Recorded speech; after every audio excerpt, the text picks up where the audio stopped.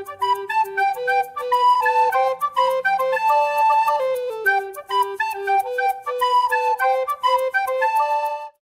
Share और subscribe करें हमारे इस चैनल को और बेल आइकन को दबाना ना भूलें ताकि हमारी वीडियो आप तक सबसे पहले पहुंचे। Hello students, myself Alok Singh Rajput, Assistant Professor of Life Science Department. LBS college के डिजिटल प्लेटफॉर्म पर एक बार फिर मैं आपका स्वागत करता हूं। आज का हमारा जो टॉपिक है वो है differential count by Leishman stand. ये टॉपिक मेडिकल डायग्नोस्टिक के अंतर्गत हम लोग पढ़ेंगे, जो कि न्यू एजुकेशन पॉलिसी में वोकेशनल सब्जेक्ट के अंतर्गत रखा गया है। सो स्टार्ट करते हैं हम लोग। Differential count by Leishman stain. First of all हमको ये बात समझ में आना चाहिए कि एक्चुअली डिफरेंशियल काउंट का मतलब क्या है और इसकी आवश्यकता क्यों है। डिफरेंशियल काउंट स्पेशली हम ल्यूकोसाइट काउंट के अंतर्गत करते हैं, जो कि मैंने पिछली क्लास में आप लोगों को बताया था कि ल्यूकोसाइट का एक्चुअली मतलब होता क्या है। लास्ट क्लास में हम लोगों ने डिस्कस किया था जो ब्लड सेल्स है, कंपोनेंट ऑफ द ब्लड के अंतर्गत हमने ब्लड सेल्स पढ़े थे, जिसमें red blood cells, white blood sales और प्लेटलेट को हम लोगों ने डिस्कस किया था। इसमें स्पेशली अगर हम श्वेत रक्त कोशिकाओं की बात करते हैं या व्हाइट ब्लड सेल्स, जिसे इंग्लिश में हम लोग प्रोनाउंस करते हैं, इसके अंतर्गत दो विशेष प्रकार की कोशिकाएं थी जिन्हें हम ए ग्रेनुलोसाइट और ग्रेनुलोसाइट के अंतर्गत समझते हैं।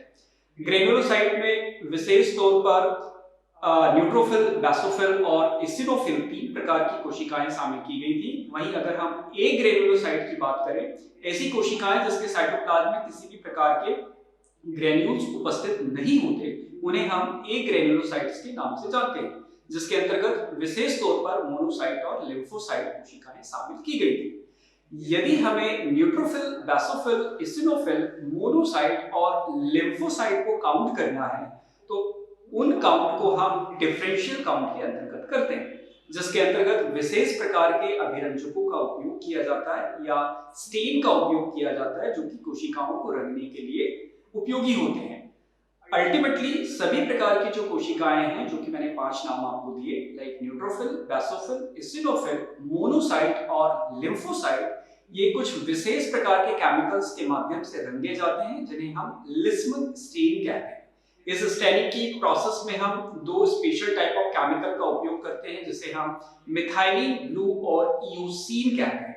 और मैं आपको क्लियर कर दूं कि एक और केमिकल हम लोग उपयोग में लाते हैं, जिसे हम अल्कोहल कहते हैं, जो कि फिक्सेटिव की तरह उपयोग में लाया जाता है। सो स्टार्ट करते हैं कि एक्चुअली डिफरेंशियल काउंट क्यों किया जा रहा है। ये बात हम लोग ऑलरेडी समझते हैं कि जो डिफरेंशियल जो व्हाइट ब्लड सेल्स होती हैं, वो हमारे ब्लड में लगभग 4000 टू 11000 के आसपास होती है। ये बात हम ऑलरेडी पिछले लेक्चर्स में कवर कर चुके हैं कि व्हाइट ब्लड सेल्स का जो नंबर्स होता है हमारे ब्लड में, वो 4000 टू 11000 पर क्यूबिक एमएम के आसपास होता है। और white blood cells protective cells के नाम से जानी जा रही है, इम्यून सेल्स के नाम से जानी जा रही है, जो कि हमारे शरीर में अगर हमारी बॉडी में किसी भी प्रकार के हार्मफुल बैक्टीरिया, फंजाई या दूसरे पैथोजेनिक ऑर्गेनिज्म अगर एंटर करते हैं, तो ये व्हाइट ब्लड सेल्स उन्हें चारों तरफ से घेरती हैं और फैगोसाइटोसिस की प्रोसेस के माध्यम से उन्हें खत्म कर देती है। नाउ दैट हम बात करेंगे कि एक्चुअली जो डिफरेंशियल काउंट होता है वो कितने टाइप से किया जा सकता है। सो अल्टीमेटली डिफरेंशियल काउंट को हम दो प्रकार से कर सकते हैं, टोटल ल्यूकोसाइट काउंट और differential leukocyte count. Total leukocyte count का मतलब है कि एक्चुअली हमारे शरीर में कितने total number of blood cells, white blood cells कितने हैं, जिसमें कि हम बोल रहे हैं कि इसकी जो नॉर्मल रेंज है वो 4000 से 11000 प्रति क्यूबिक एमएम के आसपास होती है। इसका क्या है, नॉर्मल रेंज है, ये टोटल नंबर है। अगर आपको निकालना है तो 4000 से 11000 हमारा पैरामीटर हो जाता है। अगर 11000 से ज्यादा नंबर निकल कर आते हैं, सो इस बात को इंडिकेट करता है कि एक्चुअली हमारे ब्लड में व्हाइट ब्लड सेल्स के नंबर ज्यादा हैं और कहीं ना कहीं ये सूचक होता है कि एक्चुअली पर्टिकुलर कैंडिडेट की बॉडी जो है उसमें इन्फेक्शन है। अगर विधवे जो टोटल नंबर है वो 4000 से कम निकल कर आते हैं, अगर विधवे लो निकल कर आता है, सो ये इस बात को इंडिकेट करता है कि व्हाइट ब्लड सेल्स के नंबर कम है और एक्चुअली हमारा शरीर इन्फेक्शन को रोकने में कारगर साबित नहीं हो सकता। चलिए अगली पीपीटी की ओर चलते हैं हम लोग। अगला पीपीटी कहीं ना कहीं इस बात को इंडिकेट करता है कि क्लिनिकल सिग्निफिकेंस क्या है, व्हाइट ब्लड सेल्स के क्लिनिकल सिग्निफिकेंस क्या होते हैं। So actually differential count is useful to identify changes in the distribution of white cells which may be related to a specific type of disorder. It also gives idea regarding the severity of the disease and the degree of response of the body. So actually अगर हम white blood sales का count कर रहे हैं, फिर चाहे हम differential count करें या टोटल ल्यूकोसाइट काउंट करें, इस बात को इंडिकेट करता है कि क्या एक्चुअली हमारे शरीर में किसी प्रकार के इन्फेक्शंस हैं या एक्चुअली हमारा शरीर हार्मफुल या पैथोजेनिक माइक्रो ऑर्गेनिज्म से लड़ने के लिए तैयार है अथवा नहीं है। कुछ टर्मिनोलॉजी हमारे लिए इंपॉर्टेंट है, नोट करना चाहिए आपको, like न्यूट्रोफिलिया। Increase in the percentage of neutrophil is called न्यूट्रोफिलिया। बहुत इंपॉर्टेंट लाइन लिखी हुई है, स्पेशली अगर हम न्यूट्रोफिल्स की बात करते हैं। मैंने आपको लास्ट क्लास में बोला था कि actually total white blood sales की यदि हम बात करते हैं तो उसमें सबसे ज्यादा परसेंटाइल जो होता है वो न्यूट्रोफिल का होता है, जो कि लगभग 60% बोला गया। Like at least 60% total white blood sales में किसके पाए जाते हैं, न्यूट्रोफिल्स के पाए जाते हैं। और अगर न्यूट्रोफिल्स के नंबर बढ़ रहे हैं तो वो क्या कहलाता है, न्यूट्रोफिलिया के नाम से जाना जाता है। All the physiological cause that produce leukocytosis give rise neutrophilia. The commonest pathological cause is pyogenic bacterial infection. बहुत इंपॉर्टेंट लाइन यहां पर है कि एक्चुअली यदि पायोजेनिक बैक्टीरियल इन्फेक्शन है तो न्यूट्रोफिल्स के नंबर हमेशा आपको बढ़े हुए मिलेंगे। बिलीव करें, प्रैक्टिकली आपको इमेजिन करना है कि अगर आपने ब्लड टेस्ट किया और आपके न्यूट्रोफिल्स के नंबर अगर बढ़े हुए दिखाई दे रहे हैं तो वो इस बात को इंडिकेट करता है कि हमारी बॉडी में पायोजेनिक बैक्टीरिया है। यहाँ पर एक नई टर्मिनोलॉजी निकल कर आती है, पायोजेनिक। इसका मतलब होता है पस फॉर्म करने वाला बैक्टीरिया। अगर मवाद उत्पन्न करने वाला बैक्टीरिया शरीर के अंदर है तो उसे हम पायोजेनिक बैक्टीरियल इन्फेक्शन कहेंगे, और उस केस में हमारे न्यूट्रोफिल्स के नंबर्स जो है हमेशा बढ़े हुए मिलेंगे। Now that decrease in neutrophils, ऐसे कौन से केसेस हैं जिसमें न्यूट्रोफिल्स के नंबर डिक्रीज्ड फॉर्म में मिलेंगे, चेक करते हैं हम लोग। सो डिक्रीज इन न्यूट्रोफिल्स न्यूट्रोपीनिया के नाम से जाना जाता है। बहुत इंपॉर्टेंट टर्मिनोलॉजी लगी हुई है। Neutropenia mean that decrease number of neutrophil is called neutropenia. So neutropenia is observed in infections such as bacterial like typhoid, viral like measles, influenza, and in other conditions such as anemia like aplastic, megaloblastic, iron deficiencies को हम इसमें शामिल कर सकते हैं। And in suppression of bone marrow by various drug and radiations. So ultimately increased number of neutrophil is called neutrophilia and decreased number of neutrophil is called neutropenia. Especially neutropenia आपको कहाँ देखने को मिलेगा, अगर बैक्टीरियल इन्फेक्शन होता है, example दिया है टाइफॉइड का। अगर वायरल इन्फेक्शन होता है, एग्जाम्पल दिया है यहाँ पर मीजल्स का, लाइक इन्फ्लुएंजा। ये वो डिसीजेस हैं जिसमें हमें न्यूट्रोफिल्स के नंबर डिक्रीज्ड फॉर्म में दिखाई देते हैं। कुछ और हम क्लिनिकली चेक करते हैं टर्मिनोलॉजी को, लाइक लिम्फोसाइटोसिस की हम बात कर रहे हैं। So it may be relative और absolute relative lymphocytosis, and these conditions the actual number of lymphocyte is unchanged, but due to decreased neutrophils, mainly the differential count shown an increase in lymphocytes. Absolute lymphocytosis it is observed in below conditions. Actually क्या कहने की कोशिश की गई है कि अगर हम लिम्फोसाइटोसिस की बात करते हैं, मीन दैट कि लिम्फोसाइट्स की कंडीशन अगर बढ़ती है, लिम्फोसाइट सेल्स के नंबर्स यदि बढ़ते हैं तो उसको हम क्या कहते हैं, लिम्फोसाइटोसिस कहते हैं। लेकिन एक्चुअली लिम्फोसाइट्स के नंबर यहाँ पर नहीं बढ़ते बल्कि न्यूट्रोफिल के नंबर्स कम हो जाते हैं। एक क्लिनिकल कंडीशन को हम लोग डिस्कस कर रहे हैं कि स्पेशली न्यूट्रोफिल सेल्स के नंबर यदि कम होते हैं सो लिम्फोसाइट्स के नंबर हमें बढ़े हुए दिखाई देते हैं। इस कंडीशन को हम लिम्फोसाइटोसिस कहते हैं। किन सिचुएशंस में देखने को मिलेंगे, नंबर फर्स्ट स्पेशली चिल्ड्रंस में देखने को मिलेंगे। सेकंड कंडीशंस की बात की जा रही है कि certain infections such as mumps, cough, measles, influenza, syphilis. Syphilis के बारे में मैं थोड़ा सा बोलना चाहूंगा सिफिलिस को आप एक लाइन नोट कर लें कि syphilis is a sexual transmitted disease. जिस तरीके से एचआईवी अपना संक्रमण फैलाता है, कुछ उसी तरीके से सिफिलिस रोग भी रिप्रोडक्टिव ऑर्गन्स में अपनी संक्रमण देता है। अगर हम लिम्फोसाइटोसिस की बात कर रहे हैं, लिम्फोसाइट्स की संख्या में बढ़ोतरी विशेष कंडीशंस में देखने को मिलती है। मीजल्स, इन्फ्लुएंजा एंड सिफिलिस वो सिचुएशंस हैं जिसमें हमें लिम्फोसाइट्स के नंबर बढ़े हुए दिखाई देते हैं। एक और कंडीशन दिया है इन्होंने, टाइफाइड की इन्होंने बात की है और क्रॉनिक इन्फेक्शन की बात की है। क्रॉनिक का ये शब्द बहुत इंपॉर्टेंट है, नोट करना चाहिए आपको कि जब भी हम डिसीज को डिस्कस करते हैं, डिसीज का हिंदी मीनिंग होता है रोग। रोग दो कंडीशन, रोग की दो स्टेजेस होती हैं, एक्यूट एंड क्रोनिक। अगर हम एक्यूट की बात करें, कोई रोग अगर एक सप्ताह के अंदर ठीक हो जाता है या एक सप्ताह तक अगर उसका संक्रमण है तो उसे हम एक्यूट फॉर्म में समझते हैं। जबकि यदि महीनों तक कोई रोग अगर ठीक नहीं हो रहा है तो उसे हम क्रॉनिक फॉर्म में समझते हैं। ये उसकी गंभीरता को इंडिकेट करता है। अगर क्रॉनिक इन्फेक्शन है तो उस केस में भी हमें लिम्फोसाइट्स के नंबर बढ़े हुए दिखाई देते हैं। इन्फेक्शियस मोनो न्यूक्लियोसिस की बात की गई and the chronic lymphatic leukaemia, mean that leukaemia जब भी शब्द कहीं सुनाई दे, मीन दैट हम ब्लड कैंसर की बात कर रहे हैं। तो इन केसेस में हमें लिम्फोसाइट्स के नंबर बढ़े हुए दिखाई देते हैं। हम एक्चुअली डिस्कस कर रहे हैं क्लिनिकल मैनिफेस्टेशंस, जिसमें विशेष तौर पर व्हाइट ब्लड सेल्स की स्पेसिफिक जो कोशिकाएं हैं या तो वो बढ़ी हुई दिखाई देती हैं या फिर कम दिखाई देती हैं। तो बढ़ी हुई हैं या कम है, इस चीज को आइडेंटिफाई करने के लिए हमें या तो टोटल ल्यूकोसाइट काउंट करना पड़ेगा या फिर डिफरेंशियल काउंट करना पड़ेगा। एक और टर्मिनोलॉजी है lymphopenia. It is observed in acute stage of infection and in excess eradication eosinophilia.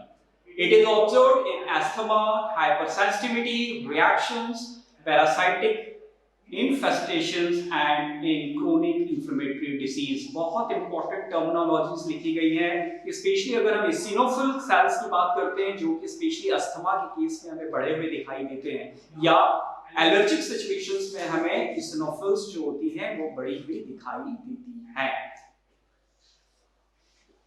Next point है इसिनोफिलिया की, एक और बात की गई है। It is observed in asthma, फिर से वही बात आई, hypersensitivity reaction, parasitic infection and in chronic inflammatory diseases.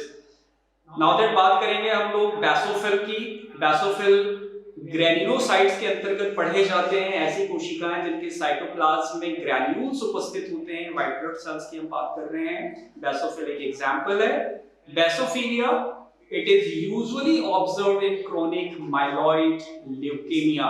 मैंने पहले भी आपको बोला है कि ल्यूकेमिया जब भी टर्मिनोलॉजी आती है मेडिकल डायग्नोस्टिक में, मीन दैट हम ब्लड कैंसर की बात कर रहे हैं। और अगर बेसोफिल्स की संख्या में बढ़ोतरी दिखाई देती है, मीन दैट कि हम स्पेशली इंडिकेट कर सकते हैं, डायग्नोज कर सकते हैं कि मे बी दैट कि पेशेंट को ब्लड कैंसर हो।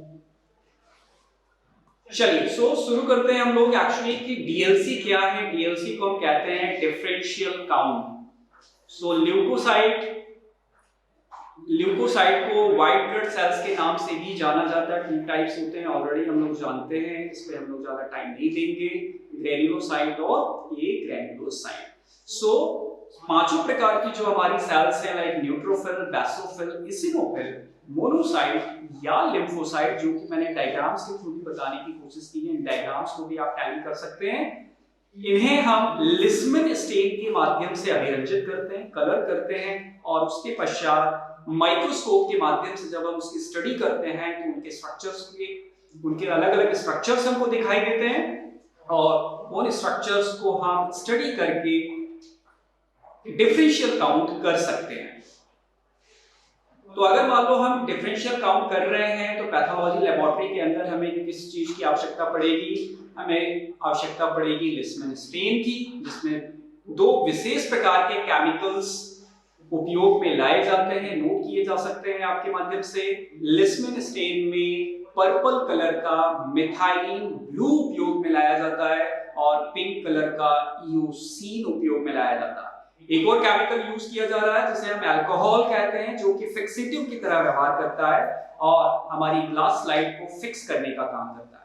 अगर हम डायग्रामेटिकली समझने की कोशिश करें तो हमें लेना है एक ग्लास स्लाइड, राइट, जिसके ऊपर हमें एक फिल्म बनानी है, ब्लड की फिल्म होगी वो। इसके बाद हमें पहला केमिकल जो उपयोग में लाना है उसे हम कह रहे हैं मिथाइलिन ब्लू, एम के नाम से याद रखेंगे आप। सेकंड नंबर पे हमें जो केमिकल यूज करना है उसे हम कहेंगे ईओसीन, जो कि पिंक कलर का है, अल्फाबेटिकली याद कर सकते हैं। और तीसरे नंबर का जो हमारा केमिकल है उसका अल्फाबेट में याद रखें आप, ए फॉर अल्कोहल, अल्कोहल। तो फर्स्ट ऑफ ऑल आपको अल्कोहल यूज करना है, अल्कोहल के माध्यम से हम ग्लास स्लाइड को फिक्स करेंगे। आफ्टर दैट उसको वॉश किया जाएगा। नेक्स्ट केमिकल हम यूज करेंगे मिथाइलिन ब्लू, कुछ समय के लिए उसको रखा जाएगा, आफ्टर दैट उसको वाटर से वॉश किया जाएगा। नेक्स्टली हम ईओसीन के माध्यम से उसको अभिरंजित करेंगे, वाटर से वॉश किया जाएगा, एयर ड्राई किया जाएगा और माइक्रोस्कोप के माध्यम से हम उसको ऑब्जर्व करेंगे। ये प्रोसीजर आपको बताई गई है। जो जो बातें मैंने आपसे अभी कहा है कुछ उसी तरीके के पॉइंट्स इसने दिए हैं, आपको बैठकर स्टडी करनी है कि फर्स्ट ऑफ ऑल हमें ग्लास स्लाइड बनानी है, ग्लास स्लाइड को स्टेन करना है और स्टेन करने के बाद एयर ड्राई करने के पश्चात हमें माइक्रोस्कोप के माध्यम से ऑब्जर्व करना है।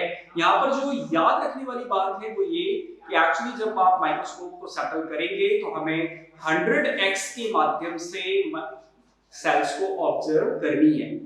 जो 100x होता है उसे कहीं ना कहीं हम ऑयल इमर्जन लेंस के माध्यम से भी समझते हैं, उसी के माध्यम से हमें सेल्स के अलग अलग स्ट्रक्चर्स को ऑब्जर्व करना है। अगर हम ऑब्जर्व कर रहे हैं माइक्रोस्कोप के माध्यम से, नाउ दैट हमें सेल काउंटिंग जब हम करेंगे तो दो प्रकार से की जा सकती है। नंबर फर्स्ट है सेल टैली काउंटर के माध्यम से और दूसरा है टेबल बनाकर। बहुत इजी है, अगर हम डायग्राम्स के माध्यम से समझे तो हमारी पैथोलॉजी लेबोरेटरी में या हमारी हेमेटोलॉजिकल लेबोरेटरीज के अंदर एक सेल काउंटर होता है, जैसा कि आप देख पा रहे हैं, जिसमें अलग अलग कीज आपको दिखाई दे रही हैं। इन जो बटन्स हैं इनके ऊपर डिजिटली लिखे होते हैं like neutrophil, basophil, eosinophil, monocyte और लिम्फोसाइट। जो सेल माइक्रोस्कोप में हमें दिखाई देती है उसको हम अल्टीमेटली प्रेस कर देते हैं। जैसे सपोज दैट कि न्यूट्रोफिल आपको दिखाई दिया तो आपने इसको प्रेस कर दिया, बेसोफिल दिखाई दिया तो दूसरे नंबर पे, इसिनोफिल दिखाई दिया तो तीसरे नंबर पे, मोनोसाइट और लिम्फोसाइट। अल्टीमेटली 100 की वैल्यू हमें लेके चलनी होती है। जैसे ही हमारा सेल काउंटर हमें 100 सेल्स दिखाता है हमें काउंटिंग स्टॉप कर देनी है और आपको काउंट कर लेना है कि न्यूट्रोफिल आपको कितने ऑब्जर्व हुए, बेसोफिल आपको कितने ऑब्जर्व हुए, इसिनोफिल, मोनोसाइट और लिम्फोसाइट। तो इस तरीके की जो काउंटिंग होती है उसे हम सेल टैली काउंटर के माध्यम से करते हैं। और दूसरा जो काउंट होता है, दूसरा काउंट हम टेबल बनाकर भी कर सकते हैं। तो जैसा कि आप डायग्राम्स में देख पा रहे हैं कि मैंने एक ग्राफ बनाया है जिसमें 100 ब्लॉक्स बने हुए हैं। इसमें आपको लेके चलना है कि आपको यहाँ पर कितने सेल्स दिखाई दिए और कौन सा सेल दिखाई दिया। तो सपोज दैट कि आपको न्यूट्रोफिल दिखाई दिया तो आपको यहाँ पे एन लिख देना है, आपको बेसोफिल दिखाई दिया तो यहाँ पर बी लिख देना है, फिर से आपको न्यूट्रोफिल दिखाई दिया तो आपको ए लिखना है, इसिनोफिल दिखाई दिया तो आपको ई लिखना है। इसी तरीके से पूरे 100 के 100 जो ब्लॉक्स हैं इसको हमको भर लेने हैं और इसके पश्चात हमको काउंट करना है कि एक्चुअली न्यूट्रोफिल कितने हमें ऑब्जर्व हुए और उनका हमें परसेंटाइल निकालना होता है। तो सपोज दैट कि हमें 60 सेल्स न्यूट्रोफिल के दिखाई दिए, ठीक है। इसिनोफिल की संख्या हो सकता है कि आपको 0 to 1 दिखाई दी। इसी तरीके से आपको सभी सेल्स के नंबर आपको लिखने होंगे।